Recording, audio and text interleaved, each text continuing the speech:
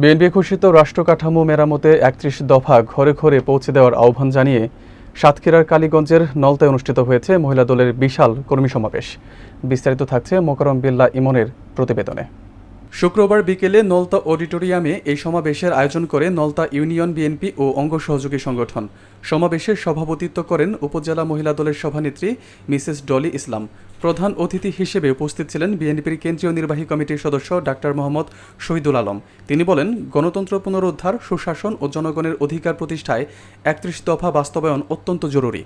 বিশেষ অতিথির বক্তব্য দেন জেলা বিএনপির যুগ্ম আহ্বায়ক তাজকিন আহমেদ চিশতি, ডাক্তার মোহাম্মদ মনিরুজ্জামান, মহিলা দলের সভানেত্রী ফরিদা আক্তার বিউটি, সাংগঠনিক সম্পাদক সালেকা হকিয়া ও জেলা সদস্য শেখ নুরুজ্জামান।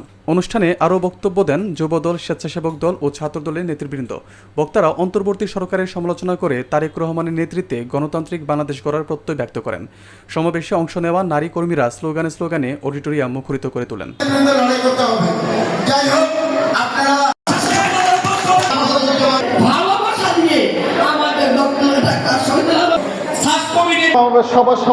অন্যতম হচ্ছে ডাক্তার শহীদুল আলম। ফ্যাসিস্ট সরকারের এবং তাদের দোষীদের বিচারে আহ্বান হবে।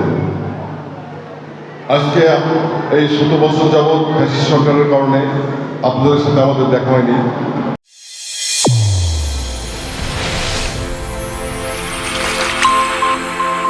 চ্যানেল A1 হৃদয়ের স্পন্দন।